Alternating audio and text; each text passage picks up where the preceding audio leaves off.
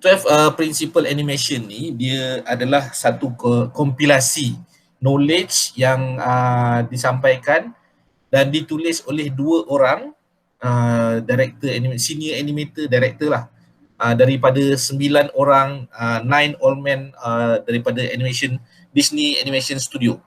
So previously dulu-dulu zaman hitam putih tu, so ada 9 orang yang bekerja daripada muda sampai ke pencen dengan Walt Disney Animation Studio. Dua daripada mereka, knowledge ni diorang kumpul over the years, buat kartun dia kumpul, and then they realize that their knowledge akan hilang bila diorang mula pergi, dah tua kan. Then so they think that we should compile these notes and bukukan. So dua daripada orang tu ialah, first nama dia Frank Thomas, another one is Oliver Johnston. Okay, Oliver Johnston and Frank Thomas ni dikompilekan. So 12 prinsip animasi ni menjadi rujukan sejak daripada tu zaman sampai sekarang. Even daripada US, dekat France, animation dekat Malaysia, Indonesia, Korea, Jepun, semua pun refer kepada 12 prinsip animasi ni. Hebat tak hebat lah. Okay. So next, ini sekadar pengenalan saja, tak apa abaikan. So prinsip nombor 1, squash and stretch. Okay, as you can see here, it's adding value and life to the drawings, and also it depend on the material of the subject. Okay, you can imagine this, kalau kartun tu atau style kartun tu style jenis yang wacky, jenis yang katuk langgar dinding pun tak mati, so kita boleh buat dia punya kartun tu exaggerate kau-kau, kita boleh squash, kita boleh penyek kepala dia. Kalau tengok Tom and Jerry macam mana, boleh nampak tak bila dia langgar satu kuali, apa jadi dekat kucing tu? Dia bergetar je. Dia bergetar. Kadang-kadang kuali tu boleh bentuk kan, periuk. Betul. Bentuk kepala kucing, tak pun kucing tu sampai lepeh sampai dia punya squash tu macam kau-kau macam tu, right? So that is depend on the element, or depend on the style. Okay, can you imagine bola sepak? Kalau sepak laju-laju punya, apa jadi dekat bola tu? Okay, tak apalah, bola tu dia akan squash, bola tu akan pergi lepas kita sepak dan dia akan start penyek sedikit. So itu kalau bergantung kepada material dia, getah. Kalau bola bowling pula, awak pergi baling laju-laju, bentuk dia sama ke berubah? Sama, dan dia akan bergolek. Dan dia akan bergolek, alright? Sebab dia punya material dia, ya. Okay, sekarang saya nak awak imagine bersama dengan saya. Bayangkan, ini adalah imaginary. Sebelah kiri awak, tolong ambil ada satu belon berwarna. Tak kisahlah warna apa pun. Okay, ambil belon masing-masing. Dan kat depan korang ada kepala paip. Tolong isikan belon korang dengan air sampai agak-agak penuh. Dah buat dah? Imaginary ya, saya nak korang imagine sekarang ni. Buka paip, isi belon tu sampai penuh. Okey, lepas tu ikat. Dah buat belum? Luqman? Ya? Dah buat dah? Belum. Buat sekarang. Imagine ni, tak payah cari betul-betul. Imagine korang ada belon yang korang dah isi dengan air tu. Dah. Okey dah. Alright, dah kan? Okay, belon tu dah besar macam ni kan. And then saya nak awak tekan atas ke bawah ni, tekan dia. Dah tekan semua dah? Dah. Okay, apa jadi dekat belon tu? Dia memanjang macam dia memanjang sini kan? Betul tak? Okay, itulah prinsip dia ya. Dalam belon tu, dia mungkin ada isi padu dia 1 liter air. Awak tekan macam mana pun 1 liter tu tidak berubah. So dia mengembang sebelah tepi. Awak tekan pula macam ni, apa jadi? Dia akan memanjang. Memanjang pula kan? Okay, thank you. Betul. So isi padu tetap sama. Macam ni ya. Saya buat Hulk smash ni, kita penyekkan kepala dia. So mungkin kepala dia dah penyek tapi dia melebar ke tepi. Itu adalah contoh bola kalau squash.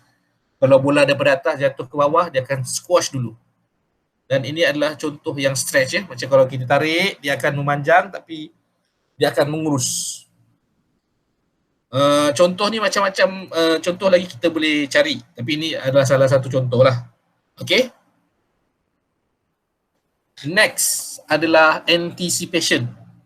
Anticipation ni adalah short action before actual movement. Okay, normally it's opposite of a movement direction. Okay, think of a casting fishing rod or punching people. Okay, dia adalah satu perbuatan sebelum perbuatan sebenar. Maknanya kita ada satu main movement kita nak buat. But before that, kita ada satu lajak sedikit. Dan lajak tu kena berlawanan arah. Kita nak pergi depan, kita tarik ke belakang dulu. Okay? Thinking of, kalau korang biasa mancing tak? Pernah mancing. Tak pernah mancing Pernah. Pernah, okay. So, let's say kita ada imaginary pancing lah. Saya ambil saya punya imaginary pancing. Ini stick ni. Kira ni lah. So, you guys ada yang punya pancing. So, sebelum kita nak dah letak umpan semua tu kan, kita tak terus pergi campak macam tu je. Allah Akbar campak dengan ni. So, kita akan tarik ke belakang dulu, baru kita cast ke depan. Can you imagine that? Yes. Okay. Apa yang kita nak buat sebenarnya, kita nak tolak ke depan. Tapi kita tarik ke belakang dahulu. Okay? So, itu satu contoh. Ataupun kalau macam pancing kan, instead of just punch macam tu, mungkin tak berapa kuat, tapi kalau you tarik ke belakang, kedebuk macam tu. So, dia lebih kuat lagi. Another example, kalau kita macam, kalau kita just nak menoleh dengan laju. Macam itulah, just toleh saja. Tapi kalau kita tarik ke belakang, apa dia? So, dia akan nampak lebih sedikit. Okay, dia ada acting dia. Ini yang kita gunakan dalam animasi sebenarnya. Dia nampak lebih. Kalau setakat buat benda yang sama macam manusia, dia akan jadi nampak movement tu nampak tak adalah kata boring, tapi dia tidak kartuni. Dan juga dia bergantung kepada kartun apa animasi awak buat. Kalau anime mungkin dia tak adalah nak lebih-lebih macam tu kan. Kalau awak buat untuk Disney, kalau awak buat untuk Cartoon Network, yes, dia perlukan animation principle. Okay. Ini contoh dia. Donald Duck ni nak lari ke mana? Depan. Ke depan dia kan. So dia tarik ke Belakang. Dia tarik ke belakang ni ya. Okay, let me conteng sini. So dia nak lari ke depan tapi dia tarik ke belakang dahulu. Okay. Baru dia ke depan. Tak nampak saya conteng tadi. Apa never mind. Okay, ini another example. Saya draw a monkey. Before dia nak start lompat, dia mula-mula standing still. And then this is second pose, dia tarik ke belakang, baru dia lompat ke depan. And then bawah ni dia ada down, turun dulu, baru up, baru settle. Okay, lawan kepada anticipation adalah cushion. C-U-S-H-I-O-N. Cushion ni, siapa baru masuk ni? Okay, cushion ni maknanya tadi adalah lajak sebelum. Cushion adalah lajak yang selepas, tapi before benda tu betul-betul stop. Kalau tak sure, saya bagi satu contoh ya. Alright, sekarang saya perlukan you guys semua membayangkan kita dalam satu bas sekolah. Boleh tak? Boleh. Alright. Zulaika duduk mana kalau kat bas sekolah, awak duduk belah mana? Belakang ke? Belakang sekali? Belakang sekali biasa budak nakal ni. Okay, baru nak tanya Farisha, dia dah lari. Afifi, awak duduk mana? Depan? Saya duduk belakang juga. Belakang juga ya? Okay, geng budak belakang ni lah. Tak adalah budak nakal, budak yang cergas sikit lah. Okay, saya bawa bas lah. Saya bawa bas. Tengah saya bawa bas tu, tiba-tiba Luqman tekan loceng. Kring! So saya pun tekan brake. Apa jadi pada pemandu dan juga semua penumpang bila lepas saya tekan brake? Ke depan. Depan. And then? Ke belakang. Okay, baru settle ke belakang kan? Okay, settle. Okay, siapa tekan loceng tadi? Boleh turun. Okay. Macam tu kan. So maknanya dia adalah lajak dia. Itu adalah lajak dulu, baru settle. Sama juga konsep dengan cushion. maknanya dia lajak dulu baru settle. Okay. Apa-apa movement kalau kita nak start balik, baru ke depan kan. Dan bila kita lajak, dia akan ke depan dulu settle. Maknanya dia sentiasa move forward and then patah balik. Itu adalah untuk cushion. Kalau awak balik rumah contoh, and then nak duduk pada kerusi kan, gaming chair awak baru beli tu, so duduk tu instead of, adakah awak nak duduk dengan bila badan dah penat tu dengan penuh sopan santun? Tak. Tak kan? Biasa nak duduk macam mana? Terus duduk je. Terus duduk je dan menghenyakkan badan punggung macam tu kan? Ha. So okay, apa yang kita buat, kita direction kita ke bawah. Direction saya lah. Bila saya duduk dan cushion dia akan dilajak ke bawah, baru settle. Macam ni lah. Dia ada ke bawah, settle. Sama macam contoh monkey ni tadi lah. Dia turun ke bawah dahulu, baru dia up. Ni ada istilah overshot. Turun ke bawah, baru up, barulah dia settle. Okay? Ni pecahan yang bawah-bawah ni detail gambar dia lagi. Tak apa, boleh abaikan. So itu dia animation number 2, iaitu apa nama tadi? Anticipation and cushion. Number 3. Number 3 we call it staging, iaitu bahasa mudahnya kalau dah bahasa pementasan, maknanya peletakan lah. Tata susunan. It cover everything from character to camera position to background, dan melibatkan warna, melibatkan efek, whatever efek yang ada, ini adalah staging. So everything on your screen is already a staging. Okay? Cuma betul atau tak betul je. A proper staging can add value to the scene, such as anger, mystery, love, atau apa-apa juga situasi. Okay, this is one example. Okay, long shot. Alright, yang ni dulu lah. Okay, what did you see here, and somebody please uraikan apa yang awak nampak. Maybe Zul Hafiz, awak cuba huraikan apa yang awak nampak. Hamster tu tengah berpegang tangan. Okay. And then mata dia tengok satu sama lain. And then nampak macam romantik. Nampak macam romantik kan. So kamera dia macam mana? Wide view. Wide view, alright. Cool. Okay, thank you Zulhafiz. Okay, next. Dia lebih close up, ada expression muka lebih jelas, dan nampak dengan mungkin ada blush sedikit, belakang tu background bertukar warna, dan ini adalah dialog dia.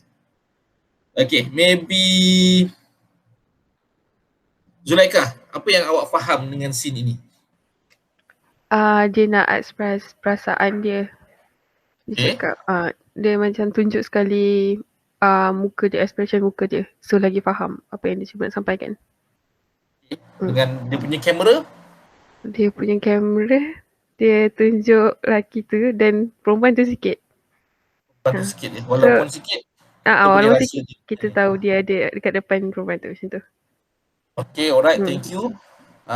So macam ni dia punya staging ni karakter, walaupun tak nampak yang female karakter, tapi we can understand dia punya feeling. Dia punya yang untuk male karakter tu, we can see dia punya expression, nampak macam mata berkaca, penuh harapan. And then dengan background pun berubah warna. So dia everything involved in this scene, dia membantu untuk penyampaian cerita tu lah, staging tu dengan betul. Okay. So if macam cerita suspense, dia ada cahaya lampu dia akan pakai angle tertentu supaya dapatkan mood. Okay, next example on background. Ini staging kat background ya. We can see pagar in front, and then we can see the house from lower view, a crooked tree, pokok pun macam berpuaka je ni. Okay, apa yang awak rasa tentang background gambar ini? Kita bagi Aina. Seram. Okay, Aina. Aina mana Aina?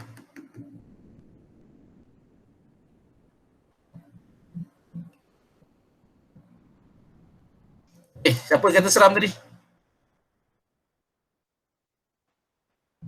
Saya. Okey, Lokman kata seram. Betul. Maknanya apa yang saya cuba sampaikan ialah dengan warna background dengan apa yang ada ni, cuba mood yang seram kan. Takkan nak background macam ni dengan pokok macam ni tapi nak pergi rumah Tok Imam. Kenalah pula kan, atau nak pergi rumah, nak mengintai rumah crush. Dah kenapa rumah crush kau macam menakutkan ni? Dia maknanya tak kena, tidak sesuai. Okay. Right, next, principle number 4. Okay, saya beritahu dulu, yang you guys akan belajar adalah post to post. Maknanya post kepada post pertama kepada post kedua. Biasa tak korang ambil gambar, mungkin somebody tolong ambilkan gambar, lepas tu mula-mula gambar posing post 1, and then post 2 posing post 3. Ada tak? Biasa buat tak? Biasa. Biasa kan? Biasanya gadis saya biasa buat. Lelaki ni dia ambil satu je, lepas tu dengan muka tak senonoh ni ada. Okay, post to post ni maknanya kita rancang. This is where we decided on the acting. Straight ahead ni usually spontaneous, direct draw from beginning to end. Sebagai contoh ya, biasa buat tak waktu dulu lah, bukan sekarang kan. Sekarang dah baik dah, tak buat dah. Dulu dekat buku teks sekolah tu, awak pergi kat bucu, awak lukis. Silat lukis, silat lukis. And then crack. Oh, bergerak. Ada pernah buat tak? Pernah. Okey, Afifi pernah buat. Lagi siapa pernah buat? Alia pernah buat, Alia? Saya pernah kat buku sejarah. Pernah ya. Buku sejarah. Betul. Buku sejarah paling sesuai sekali buat. Betul. Zulhafiz pernah ke? Pernah saya. Buku apa awak buat? Sama dengan dia, buku sejarah. Sejarah juga ya. Buku sejarah memang best buat. Saya tak tahulah. Lagi-lagi conteng misai dekat muka-muka ni kan. Buat tambah misai lah. Tambah pirate punya ni kan. Rasa berseni saya. So itu adalah straight ahead. Maknanya kita lukis tanpa rancang, kita direct draw sampai jadi. Okay. Post to post ni dia lebih rancang tau. Kita buat post pertama, and then kita buat post kedua, baru kita buat tengah-tengah dia. Ini yang korang akan belajar nanti. Okay. So it's a well planned punya post, first and last, and the middle post akan direct a different mood atau different act. For example, first post dengan yang bawah ni sama. Last post sama. But dia punya acting dekat tengah ni berbeza. So if we buat macam ni, dia macam tengah baca buku, alah lupa nak matikan paip. Macam tu kan. And then nombor 2, dia tulis dulu, dia tengok, lepas tu baru dia terkejut. Mungkin dia punya aksi tu nampak berbeza lah. Dia macam tengok kat situ, lepas tu dia nampak anak dia nak main gunting kan. Baru dia nampak dia ada perbezaan dekat sini. Dia akan membezakan. Faham ya? Faham. Alright, thank you. Next, nombor 5, follow through and overlapping action. Okay, follow through and overlapping action ni, awak bayangkan ada benda, contohnya lah, kalau rambut panjang ke ataupun janggut style macam Maharaja Cina tu ke, atau anything yang tergantung melekat dekat main object. So bila main object gerak, dia akan ikut bergerak tapi dia akan tertinggal sedikit. Okay, bila dia tertinggal sikit and then baru dia bergerak. Itu adalah follow through. And contoh overlapping action. Contohnya. Okay, ingat lagi ni tak? Roadrunner. Ingat. Kan yang dia duk Wile E. Coyote duk kejar-kejar sampai ke sudah tak dapat tu. Ya. Daripada saya kecil sampai sekarang tak dapat. Tolonglah. Sekali pun jadilah. So, Roadrunner bila dia lari, burung tu kan, bila dia lari dia punya jambul tu akan tertinggal di belakang. Betul tak? And then bila dia berhenti, so dia punya jambul tu pun goyang baru settle. So, waktu dia tertinggal kat belakang, itu adalah follow through. And then bila dia berhenti, jambul dia tu terlajak tu, itu adalah overlapping action. Okay. Contoh lain, maybe saya draw sini.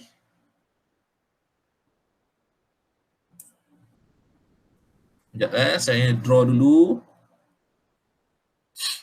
Lepas tu baru korang akan tengok lah.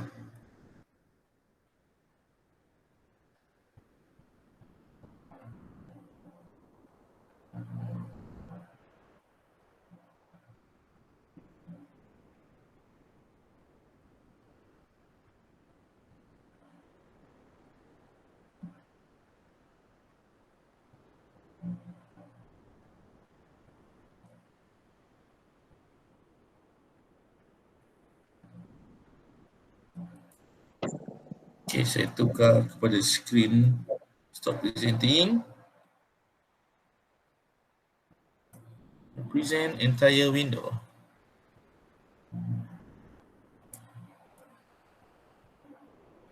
Okay, did you see this drawing? Nampak? Nampak. Okay, saya cuba lukis Naruto tapi tak jadi. Okay, ini adalah bila dia nak menjerit Sasuke, Sasuke. So, bahagian sini saya buat 1, 2, 3, 4 rambut dia. Okay, ini konon-konon dia tengah berlari atas pokok tu lah. Tangan dia kat belakang tu. Korang layan Naruto tak? Layan. Okay, lepas tu rambut dia bergerak sikit macam ni. Bergerak sikit macam ni, bergerak sikit this part, bergerak sikit. So, rambut dia kita close up dia. Mana sini nampak close up macam ni je. Sasuke, jangan lari. Sasuke, jangan tinggalkan aku. Macam tu kan. So, dia duk kejar, duk lompat atas pokok. Yang bergerak rambut dia je. Dia ada apa nama? Overlap lah. Rambut dia follow through and overlap dekat sini. Dia bergerak. Dan daripada yang biru ke merah balik. Ni ke biru balik, ke merah balik. Saya bagi warna ni supaya nampak beza lah. Jangan kata pula, tak ada pun warna merah biru kat dalam mesin tu. Contoh ni contohnya. Okay ya? Rambut tu bergerak. Macam ni, macam apa nama yang dekat dinding gua tu, binatang haram kat dinding gua tu kan. So dia lukis ni. So kaki tu 2, 4 kat depan. And then masyarakat Paleolitik tu pun lukis lagi 1 kaki kat belakang supaya dia nak menampakkan animation dia. 2 kaki depan, 2 kaki belakang. Sama lah macam rambut ni pun dia bergerak. Faham Faham. Alright. So itu adalah follow through and overlapping. Nanti saya bagi contoh lagi yang lain supaya korang faham.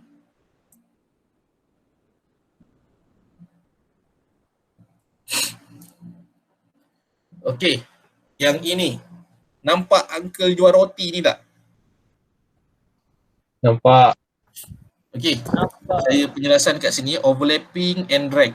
Dia punya ni kita boleh panggil sebagai drag juga. Drag tu macam terheret lah. Ada 3 benda. Tali keledar ni 1, misai dia 2 dan juga roti yang tergantung ni 3. So uncle ni sedang naik motor bergerak ke depan. And then bila dia bawa dengan kelajuan 60-70 tu, ada 3 benda yang ikut bergerak sekali.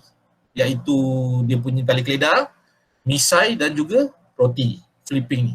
Antara 3-3 ni, yang mana rasa-rasa bergerak lebih laju? Tali keledar. Tali keledar kan. Biasa naik motor tak ikat dia? Kadang-kadang kan. So dia terbang kelepek. Kadang-kadang dia tampung muka kita kan. Ketepak. Aduh. Okey lah pakai.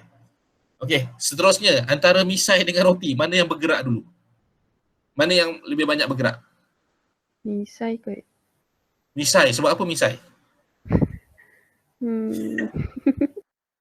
Sebab dia macam kena angin tu awal tu. Dia goyang-goyang gitu lah. Okey, awak boleh bayangkan misai dia tu macam selembut sutera pakai shampoo Sunsilk ke Pantene ke apa. Dan misai dia kalau awak menoleh pun bergoyang. Okay, so misai tu pun overlapping. Bergantunglah kalau misai dia tebal ke apa kan.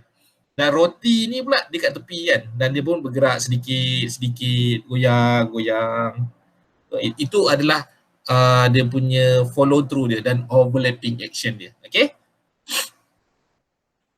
Yang ini adalah secondary action punya topik. Saya boleh jelaskan dulu. Nanti kita akan masuk balik. Okay. Uncle ni sedang bawa motosikal. Ini adalah main action. Primary action dia. Bawa motosikal. Menunggang motor. Riding motorcycle.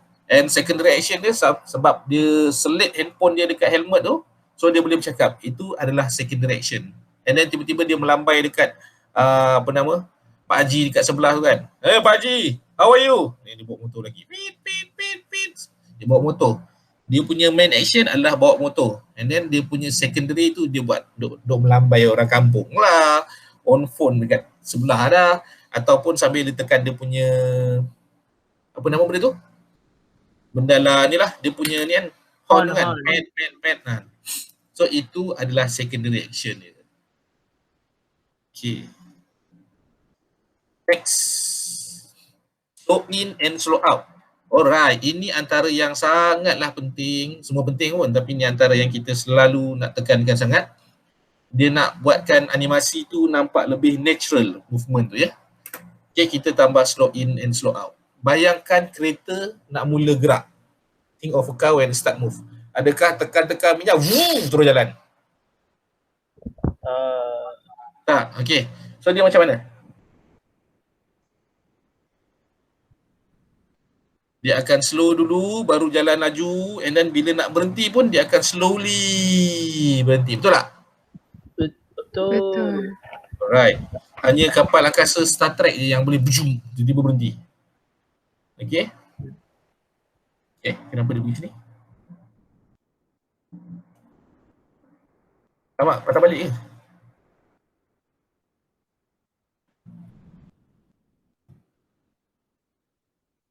Oh, jauhnya.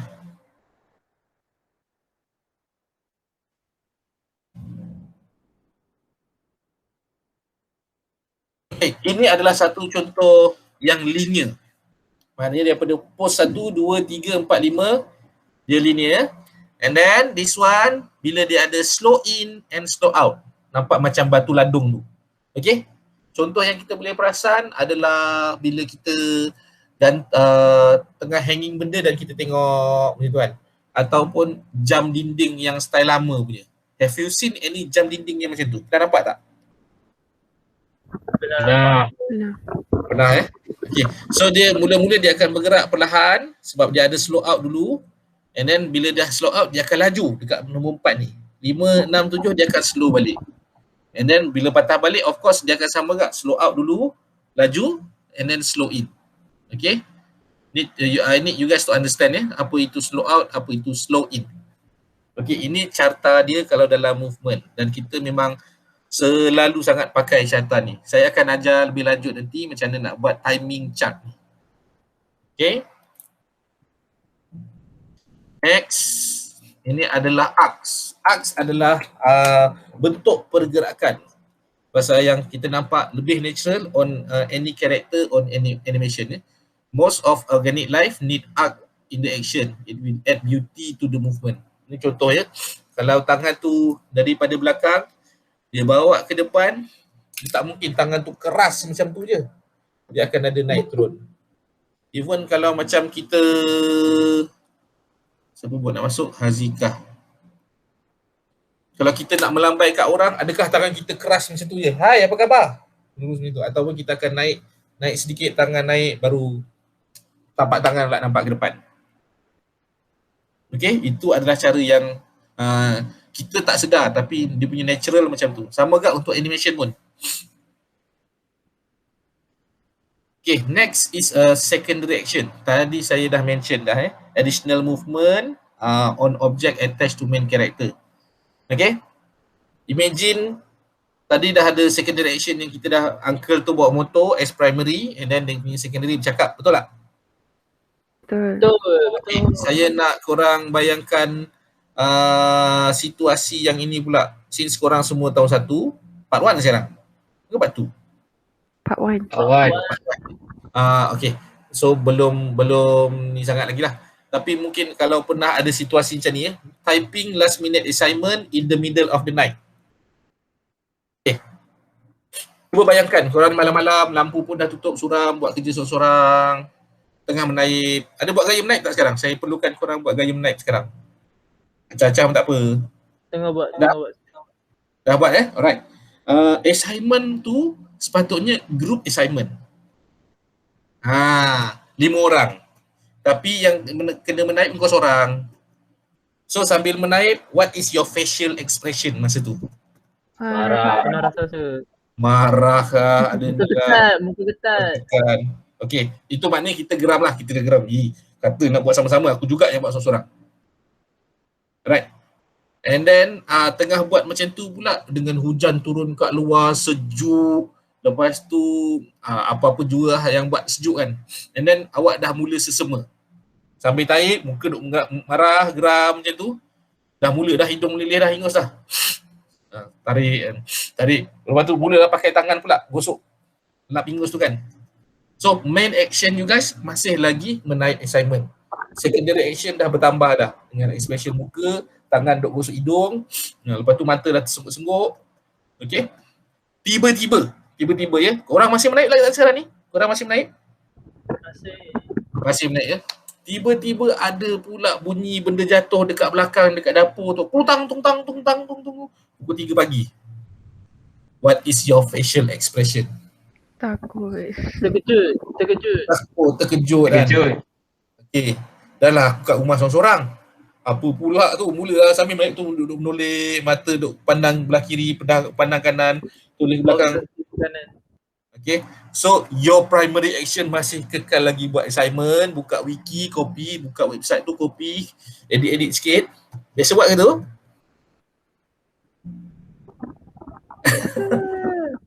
Lepas tu tapi facial korang punya acting tu dah bertambah dengan ada beberapa aksi sekunda yang lain, secondary action. Okay, contoh yang lain adalah walking downstairs while reading your phone. Maknanya tengok phone lah. Turun tangga. Biasa buat tak turun tangga tapi duk tengok juga Telegram ke, duk tengok juga TikTok tu. Atau tak tahu korang tengok TikTok lagi tak sekarang? Komen apa sekarang? Twitter je? Twitter je. Twitter je. Okay, Twitter ke, korang pakai Face app ke apa ke. So, your primary action adalah turun tangga. Your secondary action adalah apa secondary action? Kalau sambil turun tangga tu. Scrolling TikTok. Scrolling TikTok kan. Lepas tu nak tekan back, dia keluar bagi cadang yang lain pula kan. Saja je tak bagi keluar. Betul tak? Betul. Aku dah ngantuk ni, nak tidur kan. Tengok back, dia keluar yang lain. Layan. Okey dah lah back. Dia keluar yang lain. Bila nak tutup ni. Tahu-tahu dah pukul 3. So mungkin sambil tengok tu sambil gelak kan. Scroll. Okay, scroll. Lepas tu duk bagi like sikit kan. So itu adalah your secondary action.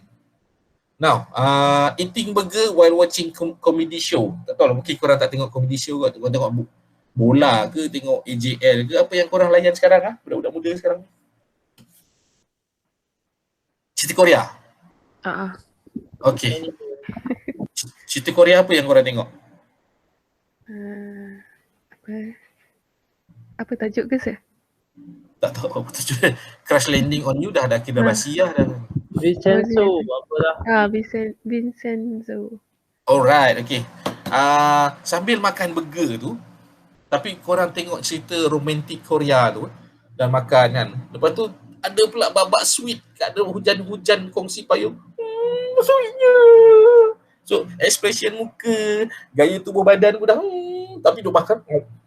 Makan juga kan. Sedapnya. Tiba-tiba ada pula watak jahat tu pula. Menyampah betul aku. Mamak ni asyik keluar je. So your gesture dalam kalau animation lah. Maknanya expression muka, your body language itu adalah secondary action untuk kepada apa yang kita nampak tu. Jelas Jelas. Alright, lepas ni mungkin korang boleh praktikkan. Korang buat something, korang tengok, okay, this is my primary action, what is my secondary action. Okay, contoh yang tak bagus ialah doing business at the toilet and then you bawa phone lah sebab yelah bosan nanti lama sangat kan. So your primary action adalah doing the business tapi sambil tengok phone. Okay, that is a gross example, sorry. Saya tak terfikir yang lain pula. Alright, next. This is timing. The number of the drawing, okay. BR bermaksud breakdown, IB adalah in between. IB ni sangat penting dan saya akan selalu gunakan. Use determine amount of the time of the action. Nanti kita bila dah masuk ke Adobe Animate nanti saya akan tunjuk macam mana cara dia yang untuk buat in between, tengah-tengah, dan macam mana daripada pose pertama sampai pose kedua. Bila kita tambah tengah-tengah, lepas tu jadilah animasi dia. Ini adalah yang kita akan selalu pakailah normal move ni. Okay, dia ada SO iaitu slow out. Dia ada breakdown, kadang-kadang kita panggil in between-nya. Lepas tu dia ada slow in dekat sini.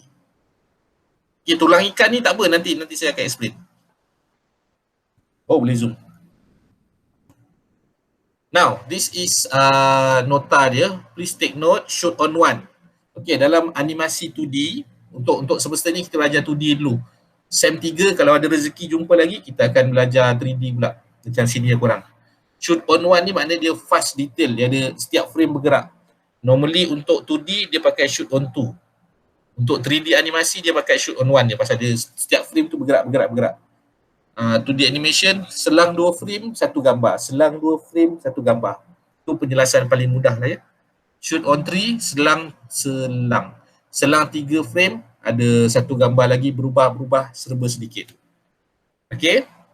1 second, 25 frames. So in shoot on 2 punya drawing, kita just perlukan 12 drawing. Tak apa, yang ni nanti bila dah buat baru korang faham. Okay. Principle nombor 10. Exaggeration. Cuba sebut. Exaggeration. Okay, exaggeration ya. Okay, exaggeration ni bahasa jiran-jiran saya, orang warga seberang ni, dia kata, ya berlebihan. Bang, kok berlebihan ni? Maknanya everything kena biar lebih-lebih sikit. Kalau nak menunjukkan kesedihan, biar yang lebih sedih. If angry, make it angrier. If ugly, make it uglier. Okay? Penjelasan mudah dia nanti. Saya pergi sini dulu. Right. Penjelasan mudah dia untuk exaggeration adalah satu pose karakter ataupun pergerakan ataupun facial expression muka sahaja yang melampau, lebih-lebih ataupun ekstrim. Body karakter perlu lebih curve, lebih lentik untuk menunjukkan kekuatan mood ya. Dan ia bergantung kepada look and feel, dia bergantung kepada jenis projek. Ada setengah tu perlukan exaggerate, ada setengah tak perlu sangat. Okay. Ini adalah satu contoh bila mana awak kena bebel dengan awak punya girlfriend. Ini macam ni lah, as a normal. Exaggerate dah macam ni dah rupa dah. Okay, maknanya dia punya menjerit tu dah dengan mata dia lebih besar, mulut pun jerit lebih besar dan pose tu nampak lebih garang. Yang first dengan last mana yang lebih, second mana yang lebih garang? Second ni. Second. Okay, sekejap, mana Haikal tadi? Haikal? Assalamualaikum sir. Waalaikumsalam. Second. Hang kata 9.5. Saya masjid. Jadi imam tarawih ke? Tak adalah, bawa family. Bawa family ya. Okay, alright. Tak apa, ini saya rekod, nanti boleh tengok balik. Okay. So, untuk player bola, ini saya trace daripada gambar sebenar, cara dia, mana gambar tu saya trace balik. Ini bila dia, kalau tak silap gambar Messi sebenarnya. Okay, dia nak sepak bola. Tapi kalau exaggerate, saya curvekan lagi, bagi lebih lentik lagi. Kaki dia pun daripada instead of macam ni, saya tarik sampai ke belakang. Tangan dia daripada turun bawah pun saya bagi kembang lagi. Kaki pun terjongkit sikit supaya kita nak bagi lagi nampak lebih padu dekat animasi tu, dekat pose dia. Untuk human mungkin tak macam tu lah, tapi kalau untuk animation dia selalu bagi lebih-lebih. Anime suka bagi lebih-lebih. One Punch Man contohnya. Dia nak tumbuk pun dia tarik ke belakang kau dulu, lepas tu tumbuk ke depan, drawing dia besar, semua benda lebih-lebih. Monster tu sebelum meletup tu pun dia draw, nampak muka tu macam start berubah, baru dia akan mati dan sebagainya. Betul. Right, betul Okay, ni kereta. Kalau awak siapa yang biasa bawa kereta, awak rem kereta tu, vroom, vroom, vroom. Normal dia macam ni je lah, kereta tu tak berubah pun. But in animation, if we apply exaggeration, of course kita nak nampakkan kereta tu lebih exaggerate lagi. So kita buat dia kereta, vroom, dia pun sampai tarik ke belakang, vroom, sebelum dia start ke depan. So ini pun dah masuk anticipation. Dia tarik ke belakang dulu, berasap kau baru di depan. Okay. Ini normal pose untuk satu karakter. Kau tengok cerita P. Ramlee tak? Seniman Bujang Lapuk. Tengok. Okay, Cik Ramlee nak pergi mana sibuk-sibuk ni? So Ramlee pun, Cik Salmah, kita nak pergi cari kerja. Duduk malu-malu, and then si Aziz tu pun duduk tepi dengan Sudin. Si Ramlee tu kalau jumpa perempuan, nyampah ni. So ini dia punya gaya posing untuk kalau normal lah sikit kan. Tapi kalau exaggerate, kartun punya style, mula dia punya gedik berlengkung-lengkung badan dia tu. Okay, can you see the difference? Yes. Alright. Ini contoh lagi ya, kita bagi contoh supaya korang faham. Mana gaya tu biar berlebihan. Number pula. Another drawing, gambar gajah. This is a real picture yang saya trace. Gambar gajah berlari, saya trace balik. So this is normal, apa nama? Real punya pose macam ni lah kalau gajah nak berlari.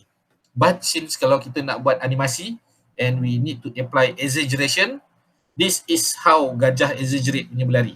Okay? Atau mungkin you guys kalau boleh mampu nak buat yang lebih kau-kau lagi, buatlah kau-kau lagi macam mana gajah berlari. So nampak tak perbezaan? Mata dia terbeliak besar, anak mata jadi kecil, telinga dia tertinggal ke belakang, body dia pun sampai squash, kaki dia pun terangkat naik ke belakang. Okay? Jelas tak? Jelas. Okay, ni antara favourite post saya sebagai reference. Biasa tengok kartun macam ni tak? Pernah tengok. Disney Kartun apa tu? Ada. Tom Jerry. Geng-geng Tom and Jerry tu kan. So ini exaggerate lah kalau jenis macam one fine gentleman duduk dekat bar, tiba-tiba dia nampak one hot lady nampak situ, dia pun daripada manusia terus jadi serigala. Aun! Lidah dia jatuh terkeluar, dia bergulung. Dia punya jantung pun dudak. Mata dia pun keluar. Sampai tiba-tiba terkeluar ekor, kaki dia pula terangkat macam ni kan. Dia punya nak menampakkan exaggerate dia punya miang dia tu. Okay, lepas tu baru dia normal balik. So ini adalah contoh macam mana exaggeration tersebut. Okay. Now, this is number 11, solid drawing. Solid drawing ni kita nak bagi pemahaman dia is kalau compare between these two, this is looks too symmetrical. Okay, looks the same as its counterpart. Maknanya dia punya belah kanan, belah kiri nampak sama. The result akan nampak very stiff looking pose.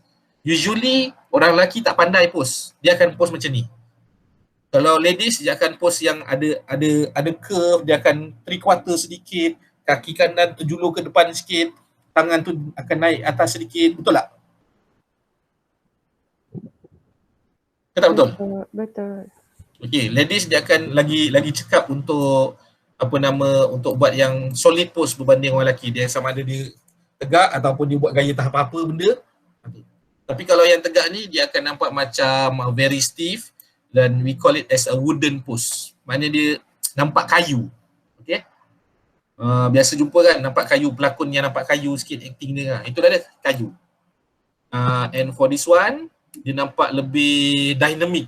Sebab apa dia nampak each part of the body varies in some way from the corresponding opposite part. Tangan kanan turun ke bawah, direction turun ke bawah, tangan kiri naik ke atas. Okay, eyes pun dia nampak lebih perspektif, body pun dia nampak ada curve lagi sikit. Okay, this is what we call solid drawing. Now, number 12, appeal. Okay, appeal ni maknanya kita nak nampakkan watak tu menjadi. Di mata audience, kita faham siapa dia. Okay, it doesn't mean cute or beauty. Typo, sorry. Mean. Okay, it deliver characteristic to audience. Villain will look evil and grab audience attention. A cute cuddly bunny makes people happy. Atau apa benda yang nampak cute, kita cakap, comel ni karakter ni. Contohnya Olaf. Kita tengok Olaf pun kita rasa watak dia ni menarik dan dia a fun guy, a fun character. Okay. Cerita Moana, siapa watak yang korang rasa menarik untuk korang tengok? Terhibur? Tak tengok Moana. Maui. Tak tengok Moana? Okay lah, tak tengok tak apa. Okay, between ni kita nampak ni dia menggunakan teori warna tau. Okay, untuk watak yang usually baik, dia menggunakan warna yang terang dan panas. Dalam roda warna, roda warna nanti you guys Google sendiri, roda warna. Okay, color wheel. Contoh warna merah, warna orange, warna brownish sedikit. Kalau anime dia menggunakan template warna untuk watak utama, warna oranye biasanya, perasan ataupun tidak. Son Goku, Naruto, Luffy warna merah dekat-dekat juga dengan oranye. Naruto dah sebut. Bleach, rambut dia warna oranye. Sebab dia nak nampakkan watak utama tu nampak lebih outstanding. Dan dia ada watak yang jahat ataupun watak rival dia. Pesaing ketat dia. Biasa menggunakan warna yang sejuk dan juga gelap. Maknanya warna-warna gelap, contoh warna hitam, warna kelabu. Tapi dan warna-warna yang nampak sejuk dan seperti biru. Okey, ni contoh ya.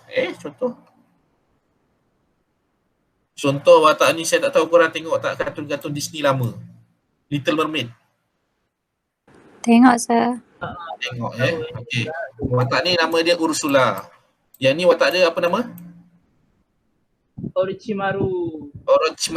Okey. So dia ada persamaan warna dia. Warna grey, warna black, purple.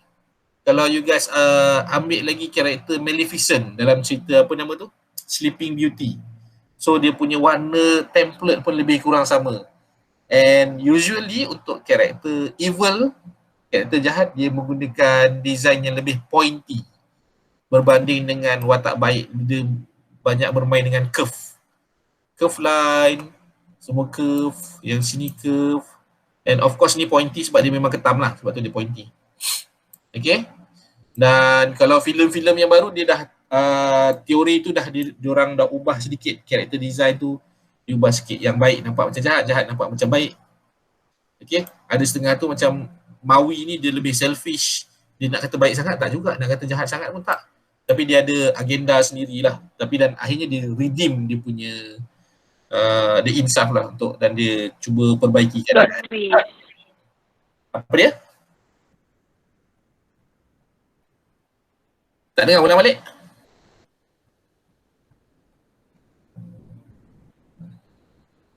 Tak mau cakap? Fine. So ini adalah reference saya. Preston Blair, cartoon animation, Frank Thomas and Ollie Johnston. Ini buku yang main rujukan saya. Dan juga Richard William. Kalau ada rezeki, saya tak wajibkan beli. Kalau ada rezeki dapat beli buku ni ataupun jumpa ebook dia, alhamdulillah, you guys boleh telaah sendiri. Okay. Dan nota saya dah simplifykan daripada ketiga-tiga buku ni. Alright. That's all. Ini slide dari tu je lah, tak ada apa. Okay, kita open kepada soalan.